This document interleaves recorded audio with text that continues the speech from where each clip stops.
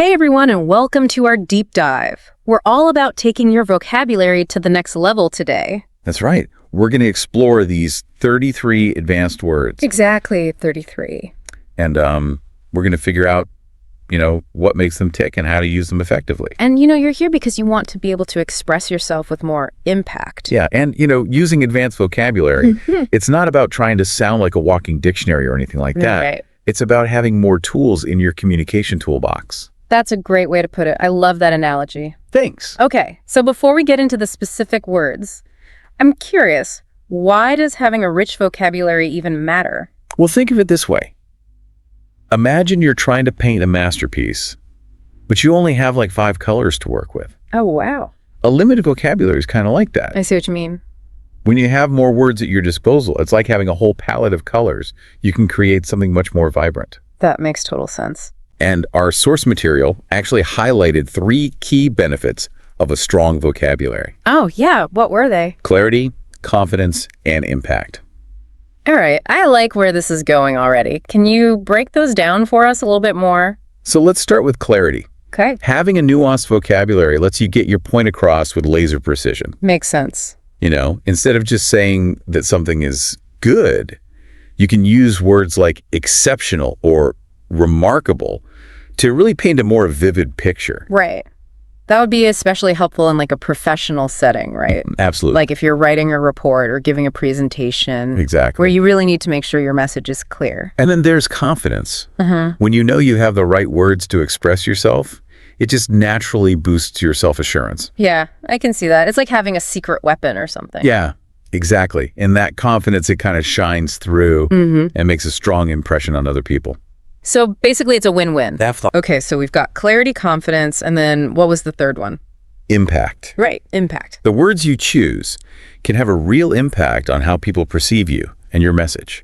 So true. It can make you sound more intelligent, more persuasive, That's soul. and just generally more interesting to listen to. All right, I'm ready to dive into these words. Okay, so our source material breaks down these 33 words into different categories. I like that. Keeps things organized. And the first category is expressing opinions. Perfect. Let's start there. All right. Because we all have opinions. Exactly. So let's talk about ambivalent. Ambivalent. Okay, I've heard that word before, but remind me what it means. So ambivalent means having mixed feelings about something. Ah, okay. Like when you're not sure if you're for or against it. Like when you're trying to decide what to have for dinner? Exactly. Or like when you're considering a job offer that sounds amazing, Oh, yeah. but it also requires you to move across the country. Decisions. Decisions. And what's interesting is that ambivalence, it's not just an everyday word. Oh, really? You see it in literature, in psychology, even philosophy. Wow, there's some depth. Yeah, it's a versatile word. Ambivalent. All right, I'm going to try to use that one more often. Do it. So what other words do we have in this expressing opinions category? Well, how about nuance? Ooh, nuance. Okay, that's another one of those words that I kind of know what it means, but maybe not exactly. So nuance is all about those subtle shades of meaning, the gray areas between black and white. Oh, yeah. Like, for example, instead of just saying you disagree with someone, you might say, well, I see your point, but I think the situation is a bit more nuanced than that. Right, because there's always more to the story. Exactly. And in today's world where everything seems so polarized, I think being able to recognize and express nuance is super important. Totally. It can help us have more productive conversations and understand each other better. Okay, nuance is definitely a keeper. What else do we have? Let's talk about profound. Profound. Now that's a powerful word. Yeah, it is. It means something that has deep meaning or significance. Like when you read a book or watch a movie that really stays with you. Yes. Or when you have a conversation that makes you think about things in a new way. I love those moments. Yeah, it's like something shifts in your perspective. So are all the words in this expressing opinions category about adding those layers of meaning to our conversations? Well, not necessarily. Sometimes it's about acknowledging that there might be disagreements. Okay. Like the word contentious, for example. Contentious. What does that one mean? It describes something that's likely to cause debate or arguments. Ah. Like those hot button topics that everyone has an opinion on. Politics. Exactly. So if you say something is contentious, it's like you're giving a heads up that people might not agree on this, but let's talk about it anyway. Contentious. Okay. That's a good one to know. Yeah. Are there any more words in this category that we should cover? We do have a few more powerhouses in expressing opinions. How about astute? Astute. Ooh, I like the sound of that one. It describes someone who is sharp and perceptive. Someone who can quickly grasp complex ideas and make insightful judgments. Oh, I know a few people like that. Right. They're the ones who always seem to be one step ahead. Totally. Able to see things that others miss. So like if I said my friend is so astute, she always gives the best advice. Exactly. It would mean your friend is perceptive and insightful. Okay, astute is going on my list of words to use more often. What else do we have? Let's not forget impartial, which speaks to fairness and objectivity. Okay, impartiality is super important these days. Right. It's about being able to weigh all sides of an issue without letting your own biases get in the way. Exactly. Like a good judge or a referee needs to be impartial. Precisely. And last but not least in this category, we have intrinsic. Intrinsic. Okay, I think I've heard this one before. It means something that's inherent or essential to something else. Can you give me an example? Sure. You could say creativity is intrinsic to the artistic process. Oh, I get it. Meaning that creativity is a fundamental part of what it means to be an artist. Wow, that makes perfect sense. Okay, this expressing opinions category has been amazing. We've covered ambivalent, nuanced, profound, contentious, astute, impartial, and intrinsic. Those are some good ones. I'm already feeling smarter. And remember, the key is to actually start using these words in your own life. Don't be afraid to experiment and see how they feel in different situations. Great advice. Now, I'm super curious about the other categories in this vocabulary journey. What's next? Our source material next suggests we dive into words for describing situations. Ooh, that sounds intriguing. I'm ready to paint some word pictures. Then let's get to it. Yeah. So we're moving on to describing situations now. And this is where you can really start to add some drama to your storytelling. Okay, I love a good story. So how about the word precarious? Precarious. Okay. Basically means something that's unstable or risky. Like walking a tightrope. Exactly. Or like a company that's on the verge of bankruptcy. Oh, yeah. You can say their financial situation is precarious. It adds a sense of danger. Yeah, it does. I like it. And speaking of danger, Ooh. what about the word imminent? Imminent. I feel like I've heard that one in a movie or something. Yeah, it means something that's about to happen like very, very soon. Like when you hear the music building up in a suspenseful scene. Exactly. Or like when a storm is approaching and you can feel the wind picking up. Oh, I see. You could say, the storm's arrival is imminent. Ooh, I'm going to use that one next time it rains. And then there's the word inevitable. Inevitable. Okay, I think I know this one. It means something that's certain to happen no matter what you do. Like death and taxes. Exactly. Some things are just inevitable. Sure, that. And sometimes, it's not necessarily a bad thing. Right. Like the changing of the seasons, summer turning to fall. We're getting older. Exactly. It's just the natural order of things. It does have kind of a philosophical vibe to it. It does. So let's switch gears a bit and talk about arduous. Arduous. Okay, I'm not as familiar with that one. It basically means something that's really difficult and requires a lot of effort. Like running a marathon. Exactly. Or like writing a book. Oh, yeah. That can be arduous for sure. But the sense of accomplishment when you finish something arduous? It's the best. Yeah, it makes it all worthwhile. So how about the word erratic? Erratic means something that's unpredictable and inconsistent. Like the weather in some places. Huh. Yeah, exactly. Or like someone's mood swings. Oh, yeah. Those can be erratic. It just means you never know what to expect. I'm getting a little anxious just thinking about it. But sometimes that unpredictability can be exciting too. True. It depends on the situation. All right, so we've got precarious, imminent, inevitable, arduous, and erratic. What else do we have? Well, let's talk about feasible. Feasible, okay.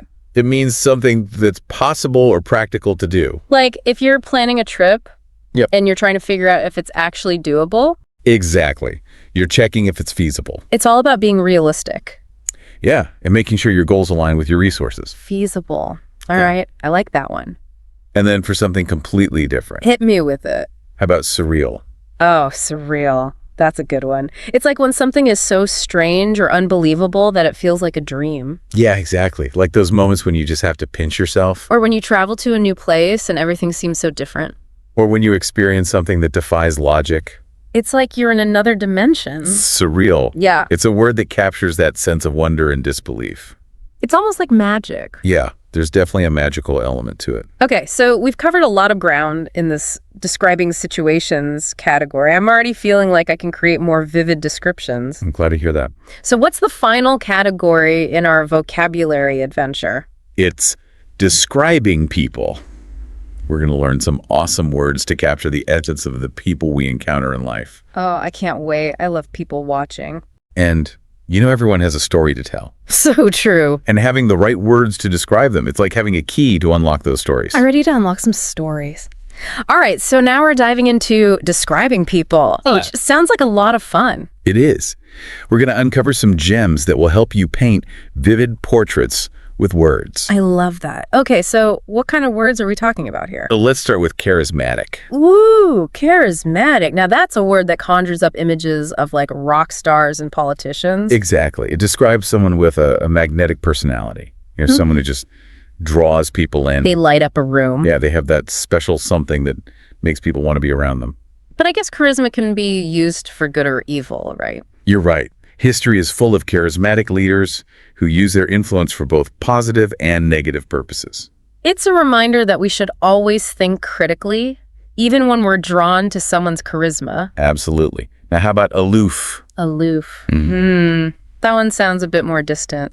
Yeah, to describe someone who's emotionally reserved or kind of standoffish. Like that person at a party who's always hanging back, observing everyone else. Exactly, or someone who's not very expressive with their emotions. But doesn't aloofness sometimes get mistaken for shyness? It definitely can. Some people are just naturally more introverted. True. And it's important to remember that everyone has their own unique way of interacting with the world.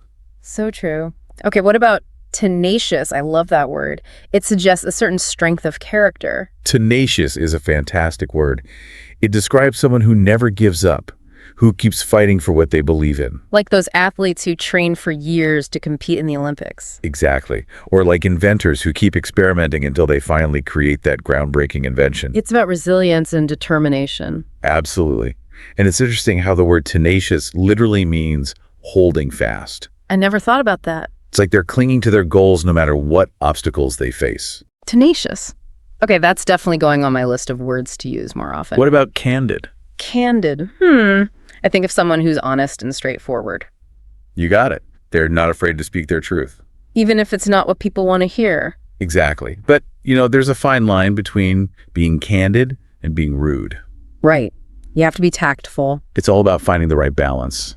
And then there's eloquent, which suggests someone who's really good with words. Yes.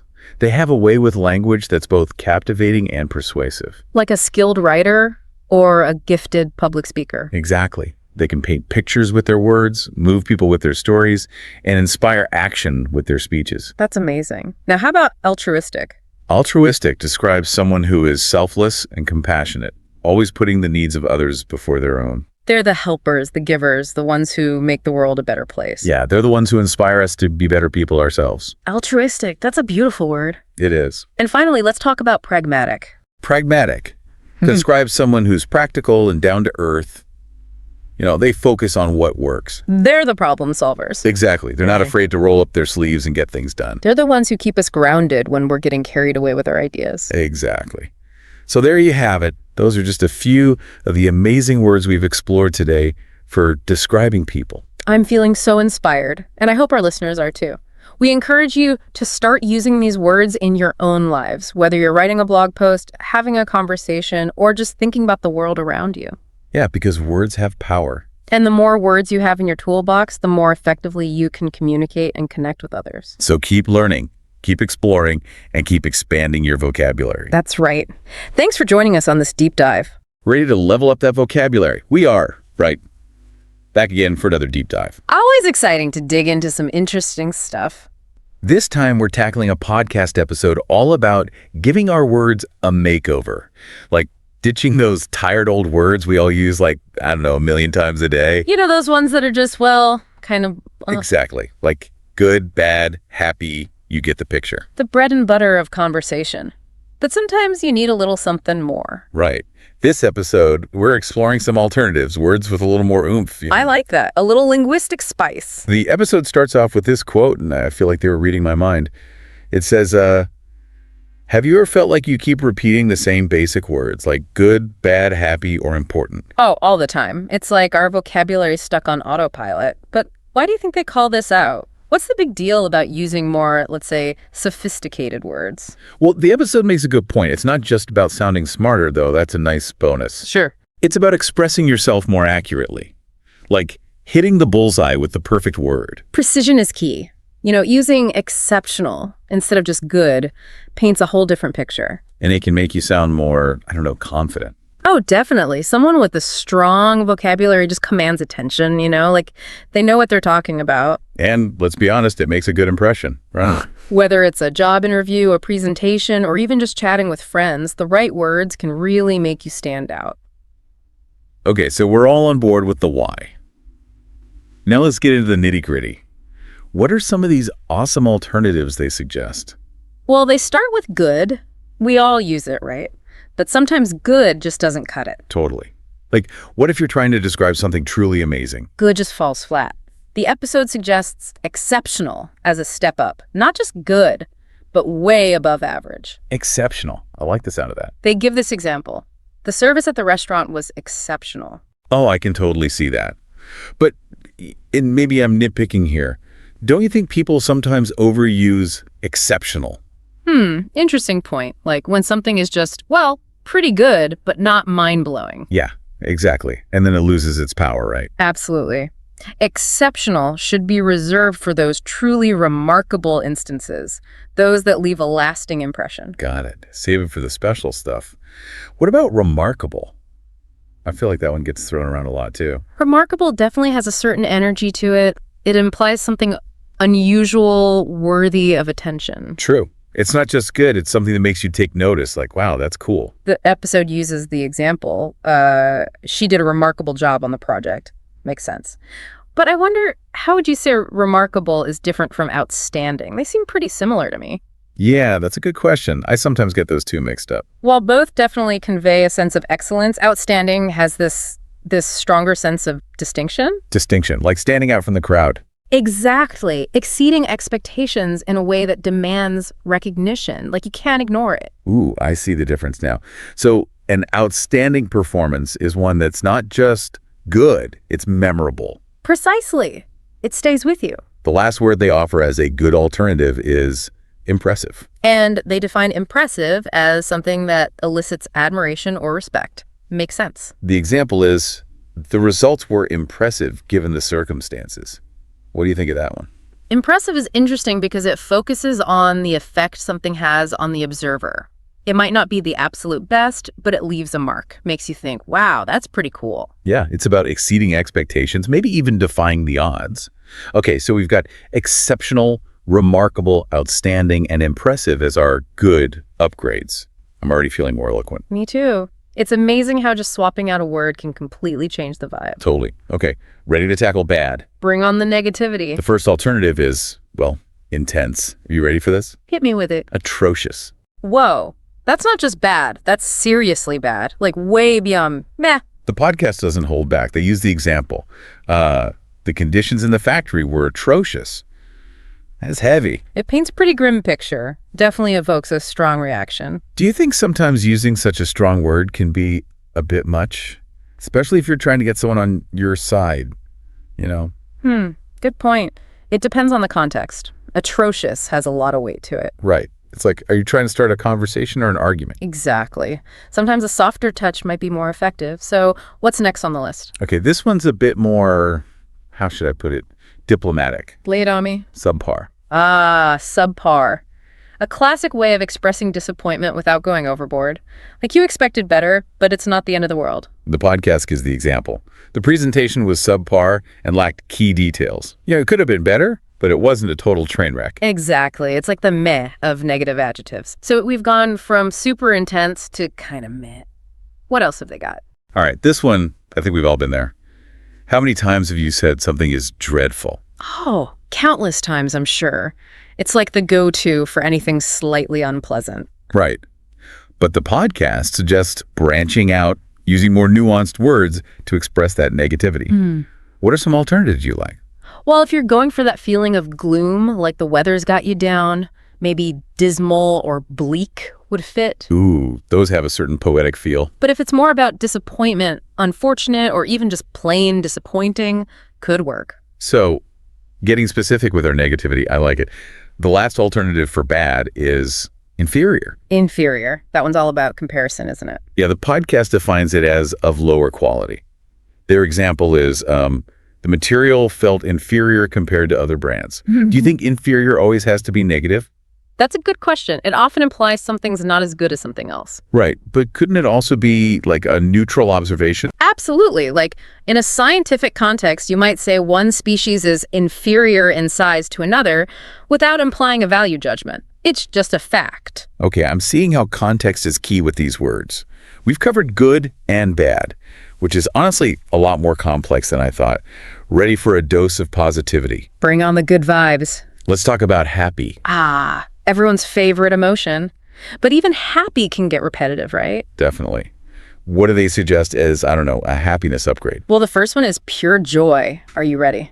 I was born ready. Ecstatic. Ecstatic. I love that word. It's like bursting with happiness, contain yourself kind of joy. Exactly. The podcast uses the example. She was ecstatic when she got the job offer. I can picture it, jumping up and down, screaming with joy. Who wouldn't be?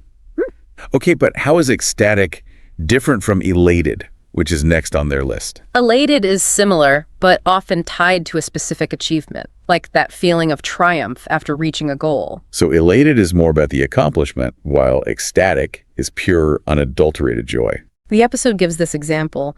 I felt elated after winning the competition. Definitely a moment to be elated. Now, how about content?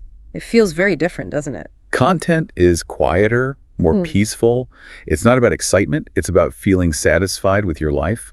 The example they give is he seemed content with his life in the countryside, like a sense of inner peace. It's a beautiful thing. It's like finding joy in the simple things. And last but not least, for those moments of pure, overflowing happiness, we have overjoyed. Overjoyed. It's like happy times 1,000. The example is, the family was overjoyed to reunite after years apart. I can feel the warmth just hearing that sentence. So we've got ecstatic, elated, content, and overjoyed.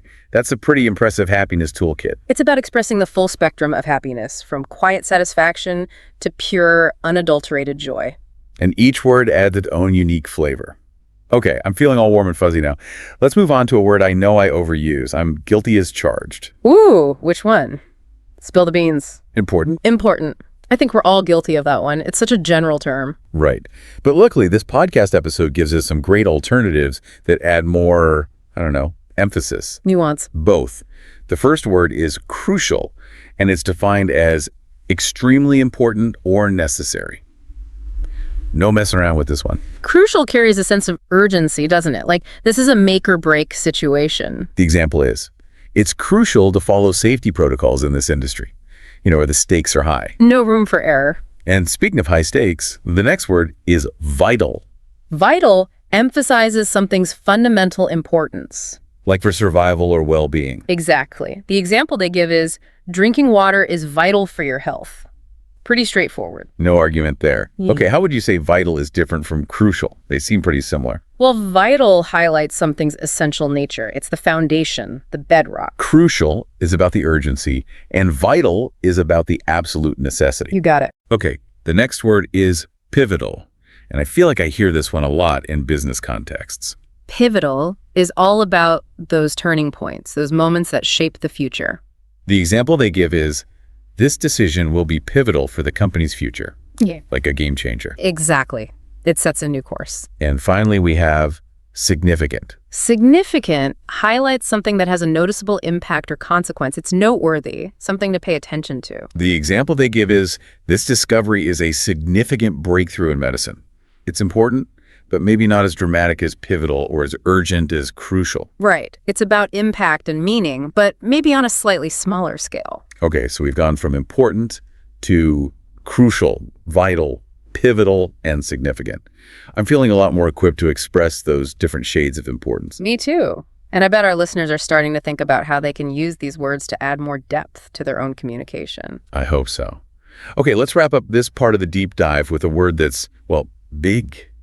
Literally, the word big. Ugh, big. Such a simple word, but often so inadequate. Right. Like how many times can you say big before it starts to lose its bigness? The podcast episode comes to the rescue with some fantastic alternatives that really capture those different levels of, well, size. Let's hear them. The first one is massive. Massive implies something overwhelmingly large, something that has a serious presence. The example they use is the company made a massive investment in renewable energy. Like it's not just a lot of money, it's a huge amount of money. Exactly. It's a word that evokes scale and grandeur. Okay, what about colossal? I feel like that one's reserved for like ancient monuments or something. Colossal definitely has that sense of awe and wonder. Like it's so big, it's almost unbelievable. Exactly. Think of the Colosseum in Rome, a truly colossal structure. Okay, so we've got massive and colossal. Now, how about immense? Immense can refer to physical size, but also intensity of feeling. It suggests something boundless, almost immeasurable. The example they give is, she felt immense relief after hearing the good news. So it's like huge, but with an emotional component. Exactly. It's like you're being swept away by the vastness of it all. Wow, that's a good one. And finally, they have enormous. Enormous emphasizes the sheer scale or magnitude of something. The example is, the project required an enormous amount of effort. So it's about quantity as well as size. Absolutely. It's like this is big in every sense of the word. Okay, so we've got massive, colossal, immense, and enormous. 4 fantastic alternatives, too big, each with its own unique flavor. I feel like my vocabulary just expanded exponentially. Mine too. It's like we've been given a whole new set of tools for describing the world around us. But the question is, how do we actually go from admiring these words to actually using them in our everyday lives? That's a great question. I'm glad you asked it because, what's the point of having all these amazing words if we're just going to keep them locked away in our mental dictionaries? Exactly. So in the next part of our deep dive, we're going to explore some practical tips on how to put these words into practice and make them a part of our active vocabulary. Stay tuned. All right, so we've got all these fancy new words, but, it's one thing to know the definitions. It's another thing entirely to actually, use them. You're telling me it's like having all the ingredients for a gourmet meal, but no cooking skills. Exactly. So how do we go from word hoarders to, eloquent speakers? Well, the podcast episode we're deep diving into has some pretty good tips, and I gotta say they're pretty practical. Oh, good. I'm all about actionable advice. Hit me with it. First up, a classic technique. Use the words in sentences. Makes sense. Actually write them down. Yeah. They recommend writing at least 3 sentences for each new word. Really get a feel for how it works in different contexts. I can see that. It's like taking those words for a test drive, Yeah. Seeing how they handle on the road. And don't just stick to, textbook sentences. Get creative. Try using immense in a casual conversation. Ooh, I like that. See how crucial sounds in a persuasive email. It's all about getting comfortable with those words. So we're writing sentences. What else? Next, and maybe this sounds a little silly, Oh, I'm all about silly. record yourself saying the words out loud. Wait, really? Trust me on this one. It helps you confront any pronunciation hurdles, and it gets you comfortable actually saying the words, not just reading them in your head. Oh, I see what you mean. Because sometimes, I think I know how to say a word. Right. But then when I try to say it out loud, it all goes wrong. Happens to the best of us. But the more you practice, the smoother it becomes. And there's just something about hearing yourself say it with confidence. Like you own it. Exactly. That word is now part of your vocabulary arsenal. So we've written sentences, we've practiced our pronunciation. Now what? Time to unleash these words on the world. That's right. The podcast encourages listeners to actively start replacing those basic overused words with these new gems we've been discussing. Okay, so instead of saying that movie was good, I could say that movie was outstanding. Exactly. Or instead of that traffic was bad, that traffic was atrocious. Okay, I'm seeing the difference. It's like swapping out instant coffee for a gourmet espresso. Same caffeine kick, but a whole new level of sophistication. But, and this is important, there's a fine line between sounding sophisticated and sounding, pretentious. Oh yeah, I don't want to sound like I'm, trying too hard. Nobody wants that. It's all about authenticity, finding the right word for the right situation. So don't force it. If it feels unnatural, it probably is. Got it. Stay true to yourself, even with your fancy new vocabulary. What's the last tip? This one's all about context, contextual learning. Ooh, I like the sound of that. The podcast suggests looking for these words in the wild, Articles, books, podcasts. Pay attention to how they're being used by, the pros. Oh, I see what you mean. It's like learning by osmosis. Just absorb it all. Exactly. And the more you see it, the more comfortable you'll become using it yourself. So it's about becoming a student of language, always observing, always absorbing. And then those new words will just naturally become part of your own vocabulary. That's the goal. It's not just about memorizing definitions. It's about developing a deeper appreciation for the art of language. Yeah, it's language is more than just words. It's a tool for expression, for connection, for, making sense of the world. Beautifully said. And the more tools we have in our language toolbox, the more effectively we can express ourselves, connect with others, and, make our mark on the world. Okay, so we've got a solid plan for putting those new words into action. But before we jump into the final part of our deep dive, I want to zoom out for a second. Zoom out? What do you mean? Look at the bigger picture. Yeah. We've been talking about individual words, but this is about more than just, memorizing synonyms. I see what you mean. It's about developing a deeper awareness of language itself. Exactly. We're not just learning new words. We're recalibrating our brains to see the nuances, the subtleties. It's like we're suddenly aware of all these colors we never even knew existed. And that brings us to a really important question, and maybe this is something our listeners can ponder. How can understanding these subtle differences between words make us better communicators? Ooh, good one. Because it's not just about sounding smarter, it's about actually connecting with people, making an impact. Right. So before we move on, think about that.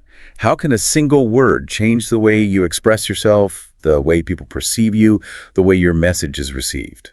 It's a lot of power packed into those little things we call words. And in the final part of our deep dive, we'll explore how to wield that power effectively. Welcome back to our vocabulary adventure. It's amazing how just a few word swaps can really make a difference. I know, right? It's like giving our language a makeover. Totally. Yeah. So as we wrap up this deep dive, what would you say is the biggest takeaway? That's a good question. For me, it's realizing that language is, it's a tool. A tool. Yeah, a powerful instrument. We can use it to shape our thoughts, influence others, really make an impact. I like that. It's not just about sounding smart. It's about using language strategically. Exactly. And just like any tool, the more skilled we become, the better the results. So it's a skill we can develop, practice and get better at. Absolutely. And the cool thing is, it's a journey that never really ends. There are always new words to discover, new ways to express ourselves. Exactly. Like a lifelong pursuit. Which makes me think back to that question we posed earlier. About how understanding those subtle differences between words can empower us to communicate better. Yeah, that one. It's more than just sounding impressive. It's about connection, clarity, making our message hit the mark. It's about moving beyond just conveying information. It's about crafting a message that resonates, that inspires, that maybe even, changes someone's perspective. That's powerful stuff. Yeah. So how do we actually do that? Well, it starts with being mindful, I think. Paying attention to the words we choose. Considering their impact. And not being afraid to experiment. Trying out those new words, seeing how they feel. Exactly. Push those boundaries, step out of that comfort zone. Embrace the power of language. Beautifully said. And, who knows? Maybe we'll inspire some future wordsmiths out there. That would be awesome. So, to all our listeners, keep exploring, keep learning, and keep playing with language. Who knows what amazing things you might create. And until next time, happy wordsmithing, everyone. All right, let's dive into some English expressions that'll really level up your fluency. Yeah, phrases that native speakers use all the time. Exactly. The kind of stuff that makes you sound, just more natural. More like you really belong. Right. So we're going deep on 15 of these phrases today. And we've got a great source lined up that breaks them down and we'll unpack why they sound so advanced and give you tips for actually using them. So you can walk away from this deep dive and just drop them right into your conversations. Okay, first up, let's cross that bridge when we come to it. Oh, classic. Right. Imagine you're planning a trip and someone's already stressing about, a potential rain. Yeah. You could say, hey, let's cross that bridge when we come to it. It's so perfect for those situations where you just want to acknowledge something. But not let it take over the whole conversation. Exactly. It shows you're practical, you can prioritize, You're not going to get bogged down in hypotheticals. Exactly. Okay, next one. The ball is in your court. Ooh, I like this one. Yeah, it's all about handing over responsibility, right? Like you've done your part, You've given them the info, the options. and now it's their move. Right. What I love about this is the sports metaphor, you know? It just softens the message, doesn't it? It does. It's not confrontational at all. Especially in like a professional context, you know? Oh, yeah. Gotta be careful there. For sure. All right, this next one's a bit more. Visceral bite the bullet. Ooh, yeah, this one's great. It's for facing something unpleasant head on. Like taxes. Or like a really long email you've been putting off. Or cleaning the bathroom. Yes. That's a good one. It's like, you just gotta clench your jaw and get it done. The image is so strong, isn't it? It is, and it shows that you're tough. You're resilient. You don't shy away from the tough stuff. Okay, how about to each their own? Oh, this is so useful. Right. Someone loves a band you can't stand. Or a food that just sounds bizarre. This phrase lets you just acknowledge that difference respectfully. It's all about respecting individual preferences, you know? Without judgment. Yeah, exactly. You're not saying they're wrong. It's different. It's a lifesaver in social situations, trust me. Okay, this one's a little more intense. Throw someone under the bus. Ooh, yeah, this one's got to be used carefully. Right. It basically means to betray someone. To save yourself, usually. Yeah, like, he totally threw me under the bus to make himself look good. Ouch. Not something you want to hear, right? Definitely not. Though I have heard it used more casually sometimes. Like in a joking way. Yeah, like, oh, looks like I'm getting thrown under the bus again. Okay, so context is key. Huge. Gotta read the room on that one. For sure. All right, a much more chill phrase. Call it a day. Love this one. Right. End of the work day, you're done. You've put in the hours, you're wrapping up. Simple, but effective. It just implies you've accomplished something, you know? Like you're satisfied with the work done. Exactly. Now it's time for rest. Exactly. Okay, for those who like to be concise, in a nutshell. Oh, I use this all the time. Me too. It's like, here's the bottom line. Yeah, cut to the chase. You're summarizing a complex topic, you know? And it shows you can get to the core of the issue. Like you understand it well enough to boil it down. Exactly. It's a power move. Okay. How about a blessing in disguise? This one's so optimistic, isn't it? It is. Like something bad happens. But then later, you realize it actually led to something good. It's about finding that silver lining, you know? Yeah, it's a good reminder that things often work out in the end. Even if it doesn't seem like it at first. It's about having faith.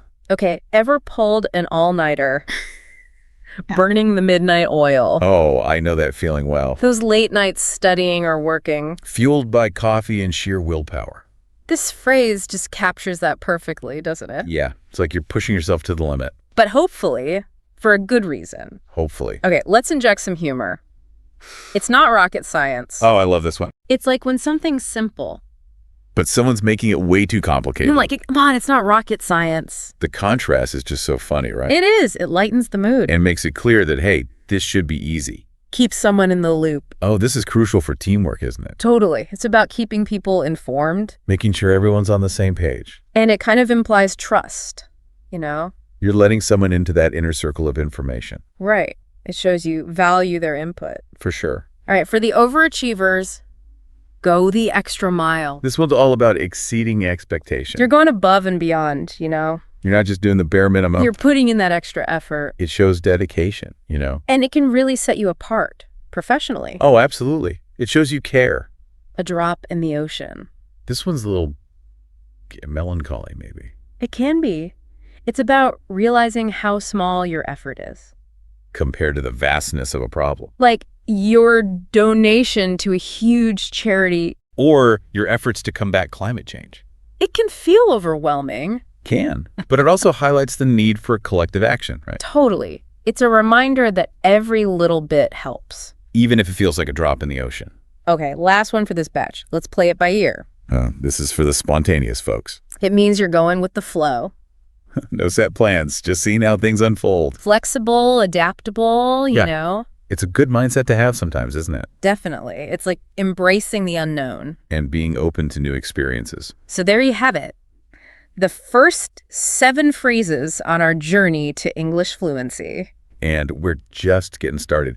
You know, it's really fascinating how much you can learn about a culture just by studying its language. It's like those phrases we just talked about. They're not just words, they're little cultural insights. Exactly. They give you a glimpse into how people think, how they approach situations. But knowing the phrases is only half the battle, right? Oh, absolutely. You got to know how to use them effectively, too. Yeah. And our source actually has some really great tips on that. Yeah, the first one is all about context practice. Practice. Like, don't just memorize them as isolated words. Right. Create scenarios in your head where you could use them naturally. It's like learning a dance move. You wouldn't just practice the step by itself. You'd incorporate it into a routine. Exactly. And speaking of practice, listening to native speakers is huge. There are so many podcasts, TV shows, movies out there. You can hear these phrases being used in real-life conversations. And just absorb the nuances, the rhythm, the intonation. It's like learning by osmosis, really. And then the final step, I guess, is to just start using them. Yes. Even if it feels a little awkward at first. Just got to get over that hump, right? Exactly. The more you use them, the more natural they'll become. Okay, enough with the pep talk. Let's get back to the phrases. All right, where do we leave off? Ah, yes. Let's play it by ear. So, next up, dress to impress. Oh, this one's all about appearances. Making a good first impression, you know? Job interview, first date, whatever. You want to look your best. Project confidence. It's not just about looking good, though, is it? No, it's more about sending a message. Well, like, I take this seriously. Or I respect this occasion. Exactly. Nonverbal communication is so powerful. Okay, this one's relatable. Easier said than done. Oh, we've all been there, haven't we? When something sounds simple in theory. But then you try to actually do it, and it's like, whoa, not so easy. Like, oh, just start a business, they say. Yeah, right. If only it were that simple. It's a good reminder to be humble, I think. And to have some empathy for others who are struggling. Because, yeah, things are often much harder in practice. All right, this next one's a classic. Time flies when you're having fun. Oh, yeah. We all know this feeling. You're engrossed in something you enjoy. And suddenly hours have gone by. Like, where did the time go? It's like time is subjective almost. It really is. Our perception of time is so fluid. Okay, this next one's a bit more direct. Get your act together. Ooh, yeah. This one's got a bit of an edge to it. It's like a wake-up call almost. Someone's being messy, disorganized, not pulling their weight. You gotta call them out sometimes, right? Sometimes tough love is necessary. But hopefully it's coming from a place of caring. Like you want them to succeed, to reach their potential. Exactly. Okay, how about this one? Don't put all your eggs in one basket. Wise words. It's about spreading your risk. Diversifying your investments, your skills, your options. Don't rely on just one thing. Because what if that one thing fails? You gotta have a backup plan. Or, even better, multiple backup plans. Practice makes perfect. I feel like everyone's heard this one.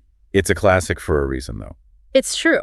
You don't become an expert overnight. It takes time, dedication, repetition. And a willingness to make mistakes and learn from them. That's key. It's not about being perfect right away. It's about that continuous process of improvement. And enjoying the journey, too. Keep your chin up. This one's so encouraging, isn't it? It is. It's like a little pep talk in a phrase. Like someone's feeling down, discouraged. You remind them to stay positive, to have hope. Like, don't give up. You got this. It's a reminder that things will get better. Okay. Last but certainly not least, actions speak louder than words. Ooh. This one's deep. It's about walking the walk, not just talking the talk. It's about integrity, authenticity. Your actions should align with your words. Because ultimately, it's what you do that really matters. Not just what you say. People can tell when you're not being genuine. They can sense it. So make sure your actions are reflecting your true intentions. Wow, we've covered a lot of ground today. I'm feeling more fluent already. Me too. But remember, it's a journey, not a destination. So we've made it. 15 amazing English phrases all wrapped up. It's hard to pick a favorite, isn't it? Each one is so unique and... Yeah, they really give you a good sense of how native speakers actually talk. And how they think. Like those subtle cultural nuances we talked about. But I'm curious, anything really stand out to you from all these phrases? That's tough. But I think actions speak louder than words. That one really sticks with me. Ooh, yeah, that's a good one. It's so simple, but powerful, right? It reminds you that it's not just about what you say. It's about what you actually do. It's about that authenticity. Yeah. And that ties in nicely with what we talked about earlier, actually using these phrases. Not just memorizing them, but really understanding them, incorporating them into your life. Exactly. It's like practice makes perfect, right? Another classic phrase. Yeah. We had to sneak that one in there. But seriously, the more you use these phrases, the more comfortable you'll become. And remember those tips. Listening to native speakers, paying attention to context. Yeah, like how are they using their tone of voice? What kind of situation are they in? It's like becoming a language detective, right? I love that. Yeah. You're not just learning words, you're learning how to really communicate. And how to connect with people on a deeper level, I think. Absolutely. And that's what makes language learning so rewarding, isn't it? It is. So as we wrap up this deep dive, I want to leave you with a little challenge. Ooh, I like challenges. Think about these 15 phrases we discussed. Which one speaks to you the most? Which one are you going to try using first? Exactly. And don't be afraid to experiment, to have fun with it. The English language is a beautiful thing, you know. It's constantly evolving. There's always something new to discover. So keep exploring, keep learning, and keep those ears open for those amazing phrases that really make your English sparkle. And most importantly, have fun with it. That's it for this deep dive. Thanks for joining us. Until next time. All right. Feel like your vocabulary is holding you back. Like out there are these sharper, more nuanced words just like waiting to be unlocked. Well, get this. We're diving into a piece that claims if you know these 21 words, your English is top 2% worldwide. Okay, so of course we're not promising you'll like suddenly be a linguistic genius. Right. But this source does make you think about the power of choosing the right words. Okay. It's not just about size, it's about impact. Okay, so not just memorizing the dictionary, then I'm intrigued. So what's the first word that's going to catapult me into this elite 2%? First up is eloquent. Think of someone who can express themselves so clearly and persuasively. They practically have the audience eating out of their hand. That's eloquence in action. So it's more than just like well-spoken. Is it like this word implies you're not just saying things right, but you're also really smart and maybe even a bit artistic with how you use language? Exactly. It's a word you'd use to praise someone's communication skills in a professional setting. Okay. Or maybe even to describe a particularly moving speech. You wouldn't just throw it around casually. Got it. So save eloquent for those times when you really want to emphasize someone's command of language. Right. What's next on our list of power words? Get ready for ambiguous. Think of those optical illusions where you can see two different images depending on how you look at it. Okay. That's ambiguity. Okay. Something open to multiple interpretations. Like those political debates where no one really answers the question directly? Yeah. Is that kind of what we're talking about here? Exactly. Using ambiguous shows you're comfortable with nuance, that not everything is black and white. Okay. It can actually encourage critical thinking because it forces you to consider different perspectives. So instead of getting frustrated by unclear communication, I can just call it ambiguous and sounds super smart. Exactly. I like it. Okay, what's next? This one is meticulous, and it's all about the details. Imagine a surgeon performing a delicate operation or an artist painstakingly creating a masterpiece with tiny brushstrokes. Okay. That level of precision and attention, that's being meticulous. It's almost like meticulous implies an obsession with detail. Yes. Like you'd use it to describe someone who's maybe a little too focused on getting things perfect, right? You could definitely use it that way. Yeah. Meticulous goes beyond just being careful. It highlights a level of exceptional care and precision that goes above and beyond. Okay. I'm starting to see how these words aren't just about expanding my vocabulary. They're about expanding my thinking. Absolutely. What else do we have? Up next is ubiquitous.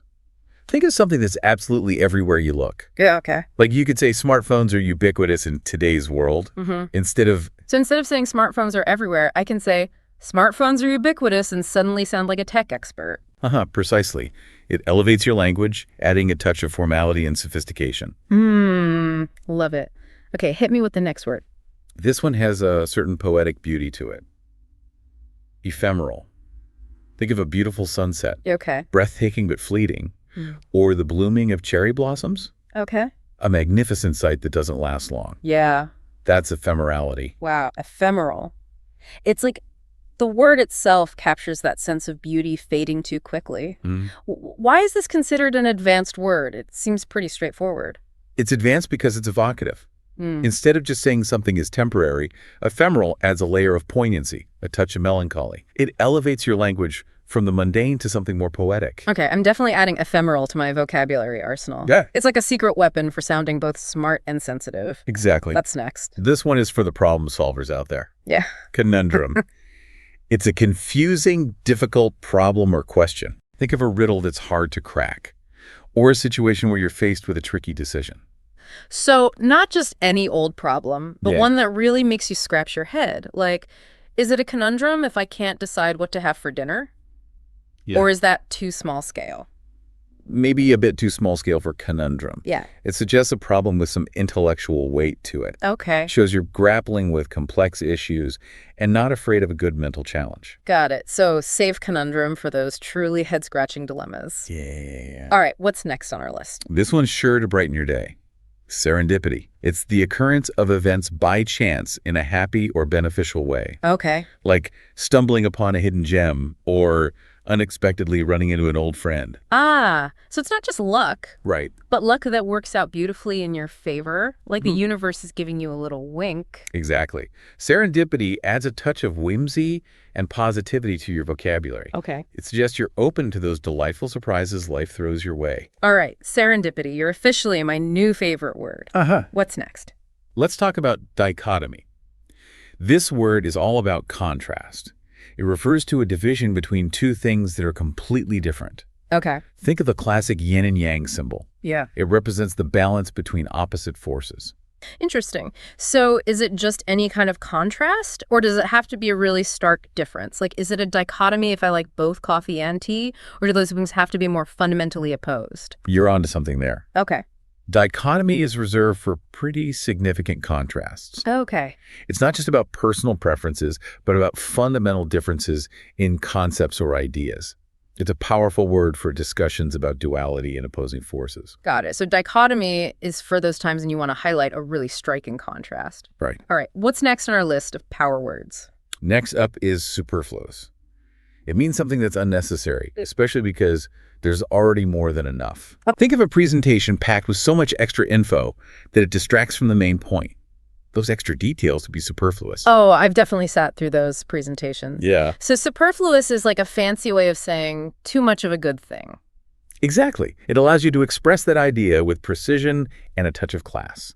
Okay, I'm starting to feel like a vocabulary ninja. What's next? Get ready for some art appreciation with juxtaposition. It's the act of placing two things next to each other to highlight their differences. Okay. Think of a painting that uses bright colors against the dark background, or a film that combines humor with serious themes. So it's not just about contrast, Right. but about deliberate contrast. Like Okay. someone is intentionally putting these two things together to create a certain effect. Precisely. Juxtaposition suggests a conscious choice to create a specific impact by highlighting the differences between two things. Okay. It's a word that shows you're paying attention to the nuances of art and design. All right, juxtaposition is officially added to my art critic vocabulary. What's next? Let's move on to omnipotent. This word is all about ultimate power. Think superheroes like Superman or Wonder Woman. They're often depicted as omnipotent beings. Ah, so omnipotent is like the ultimate power move. Like, is there a difference between being powerful and being omnipotent? Definitely. Powerful implies a high level of strength or influence, Yeah. but omnipotent takes it to the extreme. Okay. It suggests unlimited power, the ability to do anything. Mm-hmm. It's a word usually reserved for discussions about deities or fictional characters with godlike abilities. Got it. So save omnipotent for those times when you're talking about truly boundless power. Right. All right, what's next? This next word is for all the straight shooters out there. Pertinent. It means something that is relevant and applicable to a particular matter. It's about cutting through the fluff and focusing on what truly matters. I can see how that would be useful in meetings and presentations. Yeah. So is pertinent like a more formal way of saying relevant? You could say that. Pertinent has a more authoritative ring to it. It shows you're discerning, that you could distinguish between what's important and what's not. I like it. It's like saying, let's cut to the chase. Okay, what's next? Let's acknowledge that feeling we all get sometimes. Lethargic. It means lacking energy or enthusiasm. It's that feeling of being drained and unmotivated, you just can't seem to get going. Yeah, I know that feeling all too well. We all do. Is there a difference between being tired and being lethargic? There is a subtle difference. Okay. Tired is a more general term for feeling physically or mentally exhausted. Okay. Lethargic suggests a deeper level of fatigue, a lack of motivation that can make it difficult to do even simple tasks. It can describe a mental state as well as a physical one. Okay, so lethargic is for those times when you're feeling truly drained, both physically and mentally. Right. Got it. What's next on our list of power words? Get ready to have your mind blown with paradox. It's a statement that seems contradictory but might actually be true. It challenges your assumptions and forces you to think outside the box. I love that. So is it any kind of surprising statement? Or does it have to be something that seems logically impossible? Like, is it a paradox if I say, I love rainy days? Or does it have to be something more mind-bending? Good question. Paradox is reserved for statements that truly seem to defy logic. Okay. It's not just about personal preferences, but about ideas that seem to contradict themselves, yet somehow hold a deeper truth. Think of the classic phrase, less is more. It seems contradictory, but on closer examination, it often holds true. Wow, I'm starting to see how paradox can be a powerful tool for sparking deep conversations. All right, what's next? Let's celebrate those quirks that make us unique with idiosyncrasy. It refers to a peculiar characteristic or habit of an individual, those little quirks that make someone special. Oh, I love this word. So is it any little habit, or does it have to be something really unusual? Like, is it an idiosyncrasy if I always put my left shoe on first, or does it have to be something more eccentric? Idiosyncrasy suggests a habit or trait that's a little bit out of the ordinary. Okay. Something that sets someone apart in a charming or quirky way. It's a word that celebrates individuality and recognizes that we're all a little bit weird in our own special way. I'm definitely going to start using idiosyncrasy to describe all my friends' little quirks. Nice. What's next? Let's talk about magnanimous. This word is all about being big-hearted and forgiving. Okay. It means being generous or forgiving, especially towards a rival or someone less powerful. So is it just about being nice? What? Or is there something more to it? Like, is it magnanimous to hold the door open for someone, or does it require a greater act of generosity? Magnanimous implies a level of grace and compassion that goes beyond everyday politeness. Okay. It suggests rising above pettiness and acting with nobility, even when you've been wronged or slighted. Think of someone who loses a competition but congratulates the winner with genuine sincerity. That's magnanimous. Okay, so magnanimous is like next level kindness. I love it. What's next? This next word is for all the lifelong learners out there. Inquisitive. It describes someone who's curious and eager to learn. So is it just about asking questions?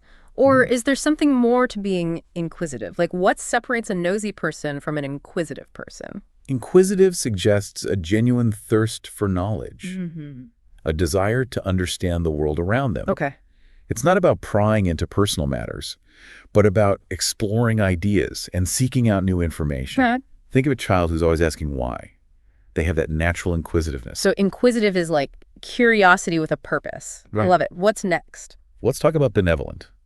It means being well-meaning and kindly, having a genuine desire to help others and make the world a better place. Okay, so is it just about being nice, or is there something more to benevolence? Like, what makes an act truly benevolent? Benevolent implies a deep-seated compassion and a selfless desire to do good. It's about acting with kindness and generosity, not for personal gain, but out of a genuine concern for the well-being of others. Okay. Think of someone who volunteers their time at a homeless shelter or donates to charity without seeking recognition. That's true benevolence. So it's not just about good deeds. Right. But about the motivation behind them. Exactly. Got it. What's next? Let's talk about quintessential.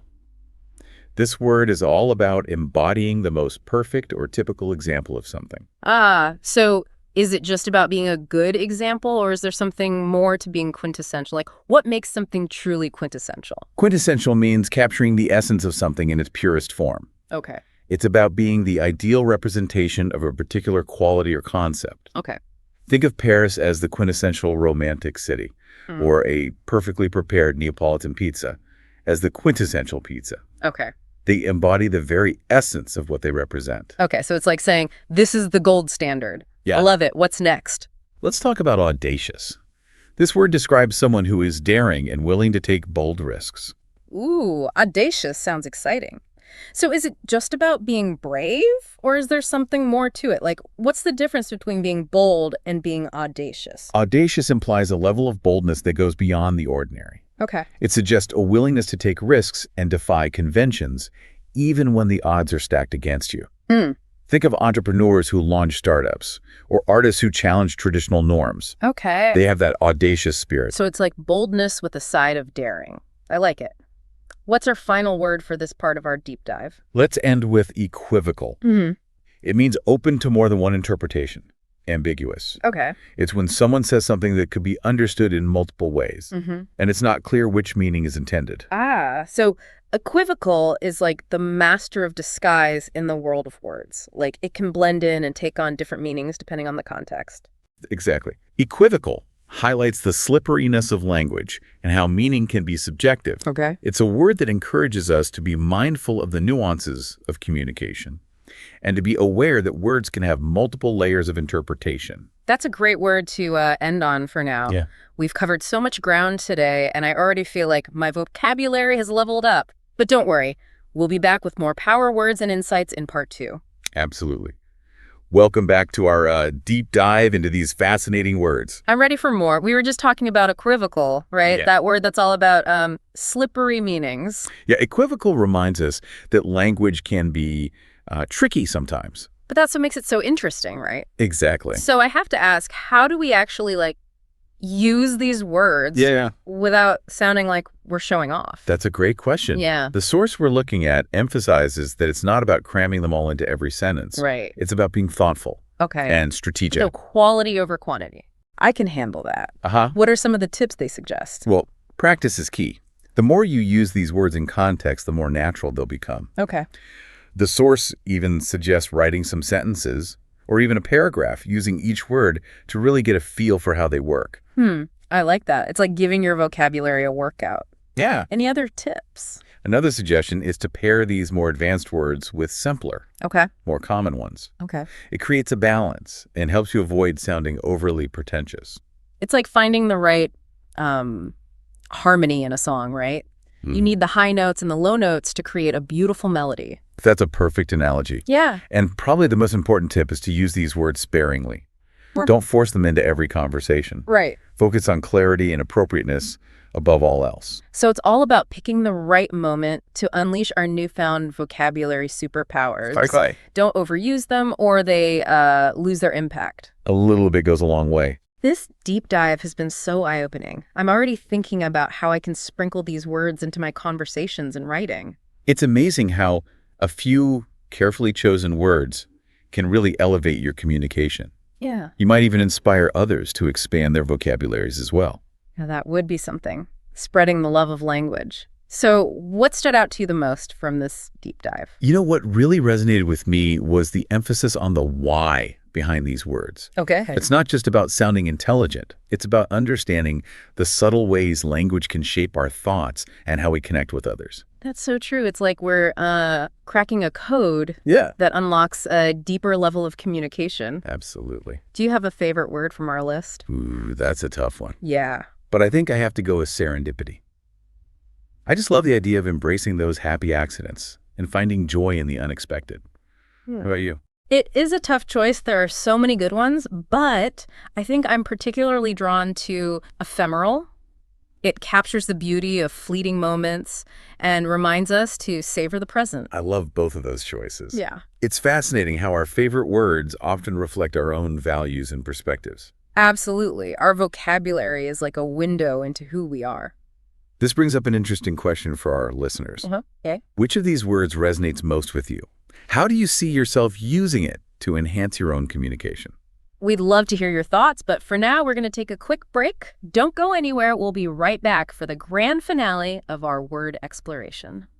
And we are back for the final part of our deep dive into these 21 power words.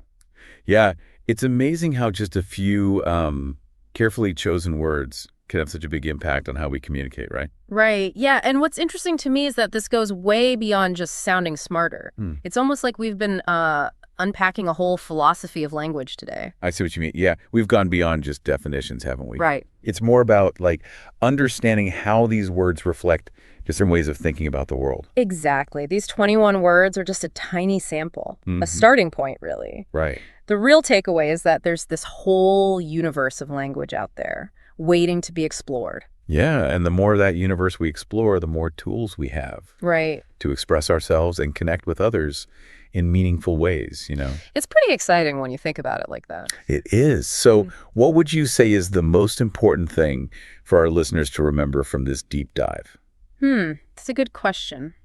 I think it's that mastering language is an ongoing journey. Yeah. It's not like you reach a certain level and then you're done. Right. There's always more to learn, more nuances to discover. I completely agree. It's like we're all on this lifelong adventure of language exploration. Yeah.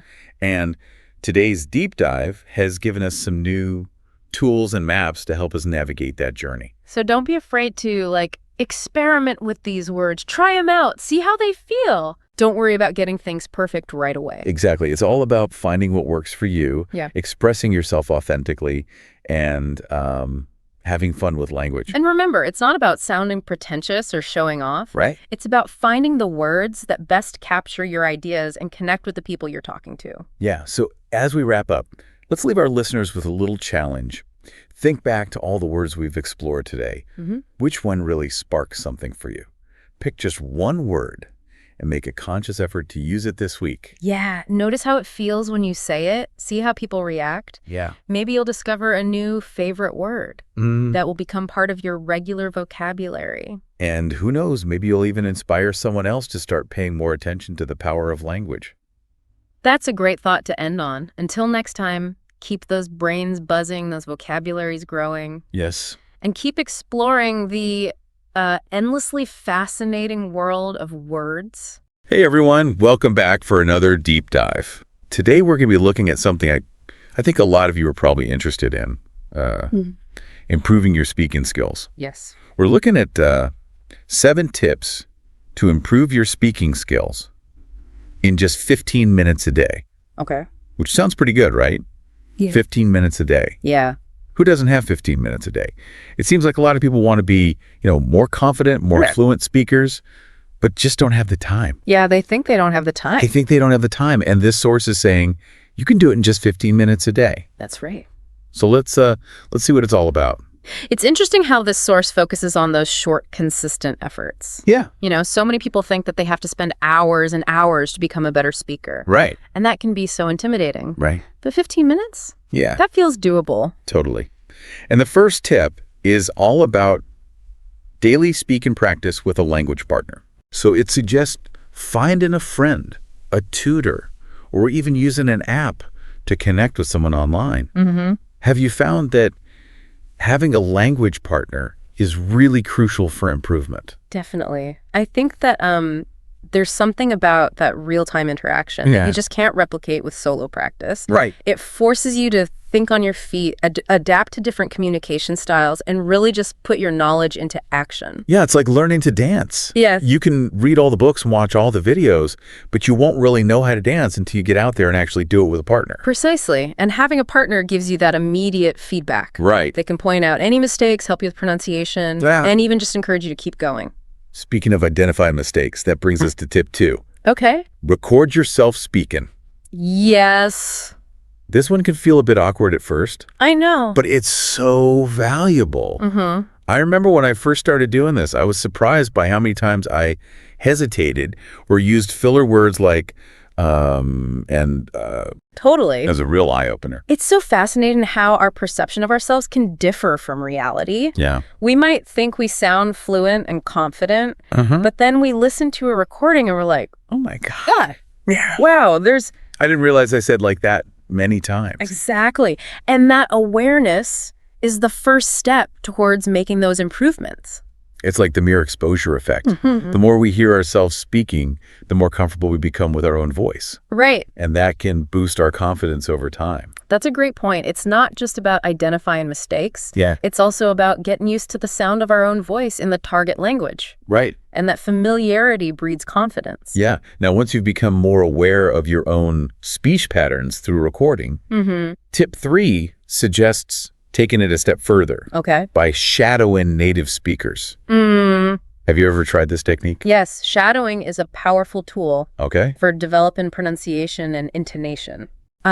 It's essentially like mimicking a native speaker in real time. Okay. So you listen to a recording and you try to repeat what you hear, matching their rhythm, their stress, and even their emotional tone. It sounds like a challenging but effective way to really internalize those nuances of the language. Yes. Almost like a workout for your mouth muscles. Exactly. And, it doesn't require any special equipment or materials. You can shadow along with anything from podcasts and YouTube videos to audiobooks and movies. Wow. So it's a highly accessible and versatile technique. Tip 4 shifts gears a bit and focuses on vocabulary expansion. Okay. It encourages us to learn and use 5 new phrases every day. Mm-hmm. Do you think learning phrases is more effective than just memorizing individual words? Absolutely, because learning phrases provides context, and it teaches you how words work together in natural speech. Okay. It's like learning a chord on the piano instead of just playing individual notes. Right. You get a much richer, more harmonious understanding of the language. So instead of just memorizing the word hungry, you would learn the phrase, I'm hungry, or I'm feeling peckish. Exactly. Or I could really go for a burger right now. Yes. Those phrases not only teach you the word hungry, Right. but they also teach you how to use it in different situations and with different levels of formality. Uh-huh. So it's a much more holistic approach to vocabulary acquisition. And the source suggests writing these new phrases down in a notebook and then actively trying to use them in conversations. Yes. This seems like a really practical way to move those phrases from passive knowledge to active use. Yes. It's all about bridging that gap between knowing a word and actually being able to use it spontaneously Right. by writing the phrases down and consciously trying to incorporate them into your conversations. You're essentially training your brain to retrieve them when you need them. Okay, are you ready for tip 5? Yes. This one might sound a bit strange, but it's actually quite interesting. Talk to yourself. I can see why people might be hesitant about this one, Right. but there's a solid rationale behind it. Talking to yourself in the target language Right. forces you to think in that language Right. without relying on translation. Yeah. So instead of thinking, how do I say this in target language, you're directly thinking and expressing yourself in that language, even if it's just in your own head. Precisely. And it can be surprisingly helpful for internalizing grammar structures and developing fluency. I find myself doing this sometimes when I'm cooking. I'll narrate the steps in the target language, almost like I'm hosting my own cooking show. Right. It makes the process more fun, and it helps me practice my speaking skills at the same time. That's a great example. It's all about finding those creative ways to incorporate the language into your daily routine, Right. even if it seems a bit silly at first. And it's a safe space to practice Yeah. without the pressure of an audience. You can make mistakes, experiment with different phrases, and really just play around with the language. Totally. Yeah. It really is about finding those pockets of time where you can just sneak in some practice. Totally. It's like compound interest. Yes. Those small, consistent efforts add up over time. Exactly. And that reminds me of something we touched on earlier, that idea of getting comfortable with our own voice in the target language. Tip 6, reading aloud seems like another way to build that comfort and fluency. Absolutely. Reading aloud helps with pronunciation, of course. Right. But it also trains your mouth to produce the sounds of the language more smoothly and naturally. Yeah. And it exposes you to different sentence structures and vocabulary and context. The source suggests choosing materials that you find engaging Right. so that you're more likely to stick with it. I actually started reading children's books in the target language a while back. Oh, wow. It's a fun, low-pressure way to practice. And it reminds me of the joy of discovering stories for the first time. What a wonderful idea. I think that sense of playfulness is so crucial for language learning. Totally. You know, we often get so caught up in the seriousness of studying, Right. but incorporating those elements of fun can make a huge difference. Yeah, for sure. And finally, tip 7 brings us to the digital age. Okay. Using apps for speaking practice. There are so many options out there. I know. The source specifically mentioned Duolingo, LSA Speak, and Speechify. Yes. Have you experimented with any of these? I've dabbled in a few. Okay. You know, the great thing about language learning apps is that they provide structured lessons. Personalized feedback and often gamified elements to keep you engaged. Yeah. Plus, they're incredibly convenient. Yeah. You can practice anytime, anywhere. It's like having a language tutor in your pocket. Exactly. And the source emphasizes the importance of setting a timer for 15 minutes Right. to ensure consistency. Yes. It's so easy to get caught up in other things and let language practice slip, but that timer can act as a helpful reminder and keep you accountable. It's all about building those positive habits. Yeah. And making language practice a non-negotiable part of your day. So we've explored these 7 tips in detail. Yes. And I'm curious what stands out to you as the most impactful takeaway. I think the overarching theme here is accessibility. Okay. These tips demonstrate that improving your speaking skills doesn't have to be this daunting, time-consuming endeavor. Right. With just 15 minutes a day and a bit of creativity, anyone can make progress. I love that. It's so empowering to realize that we have the power to shape our own language learning journey, Yes. even if we're busy or have limited resources. And one thing I find fascinating about this approach is the emphasis on self-awareness. Recording yourself speaking, actively noticing your mistakes, Yeah. and consciously trying to improve.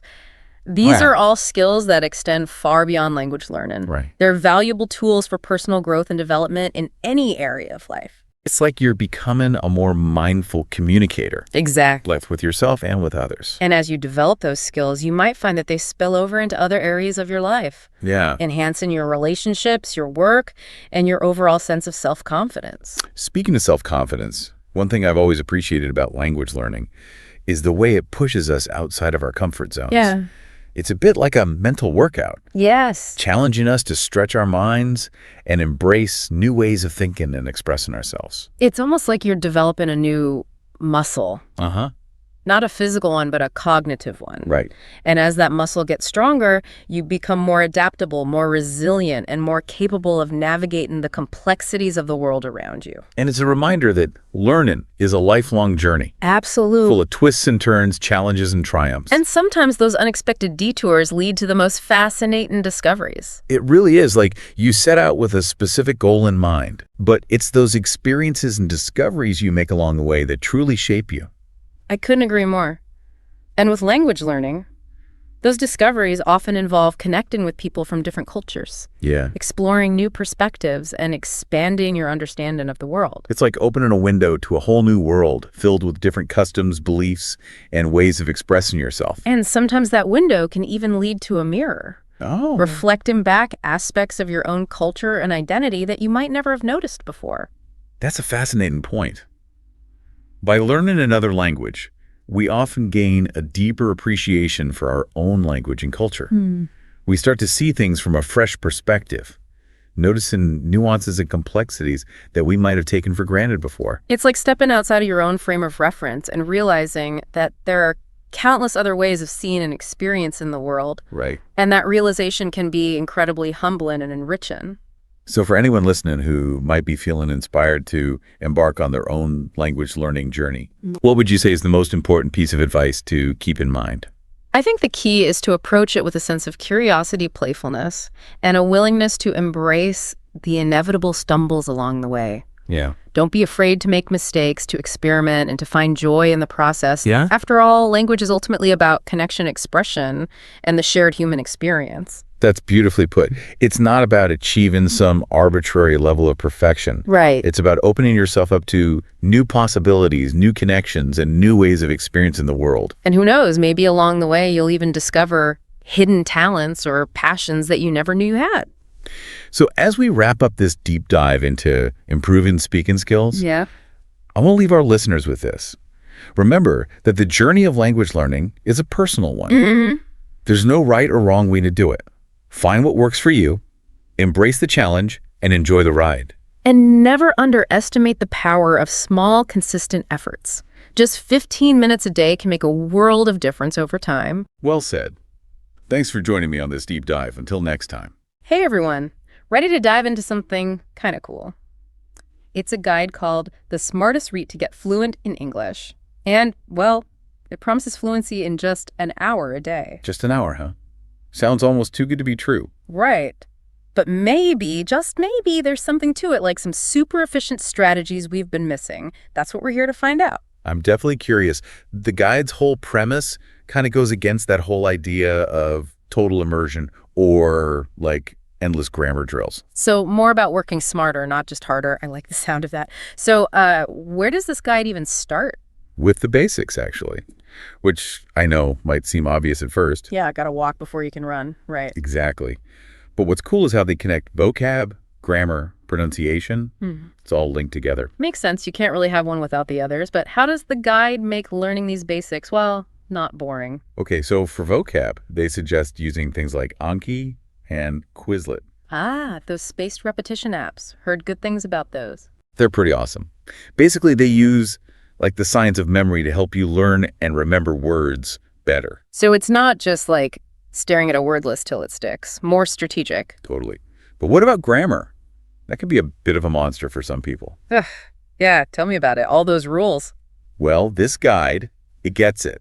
No one likes those boring drills. They actually suggest learning grammar in context. Like, remember their example, I went to the park yesterday. Super simple, but It uses past tense, articles, prepositions. Sneaky. right. So you see grammar in action, not just as rules in a textbook. Love that. Learning by doing, almost. Okay, but pronunciation. How do they handle those tricky sounds? They really push mimicking native speakers. And there's tons of stuff online now, like YouTube tutorials. Oh yeah, those are super helpful. I've used those for like the th sound, which, let's be real, is a nightmare for some people. Totally. And they also mention Eel Essay Speak. It's like a personal pronunciation coach right in your pocket. Ugh, technology to the rescue. But okay, one thing that really stands out in this guide is their focus on immersion at home. Right. Like you don't need to move across the world to be surrounded by English. That's always been my excuse. Okay, so what's the secret? Spill the beans? Well, they say start simple, your phone, change the language settings to English. No way! That's actually brilliant. I mean, think about how much we're all on our phone. Exactly. It's like constant passive exposure. Okay, my mind is kind of blown, and it's not just phones, right? It could be any app or website. Yep.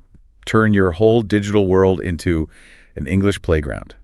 Sneaky, sneaky. But I love, okay, what about watching stuff? Movies, TV shows, all that. Oh, they're big on that. And they say, watch what you enjoy. Friends.